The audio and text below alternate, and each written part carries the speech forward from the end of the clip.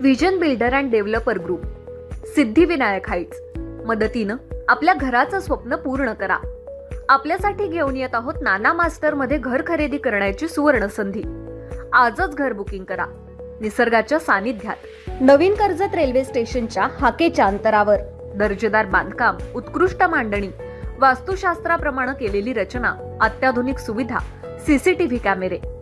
1 BHK, 2 BHK, 3 BHK उपलब्ध. अजूनही भरपूर काही.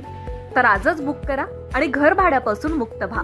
संपर्क 8888 006 084 8888 513 233. भाजपचे नेते किरण ठाकरे यांनी सुद्धा भाजप पक्षासाठी ग्रामीण आणि शहरी भागामध्ये मोर्चे बांधणी करताना दिसून येत आहेत. आंबेरपाडा ग्रामपंचायतीच्या निवडणुकीत सत्ता प्राप्त करणारे आदिवासी समाजाचे युवा नेते सचिन लोखंडे यांनी भाजपमध्ये प्रवेश केलाय. तसंच सचिन यांच्यासोबत सदस्य श्री सचिन कोकाटे यांनी देखील प्रवेश केलाय. मनसेचे कर्जत तालुका उपाध्यक्ष प्रवीण दत्तात्रय बोराडे यांच्यासह हलिवली ग्रामपंचायतीच्या सदस्या मंदा दत्तात्रय बोराडे, सौ जनाबाई लक्ष्मण चौधरी, श्री रुपेश चौधरी, श्री मिलिंद बोराडे यांनी भाजपमध्ये प्रवेश केला.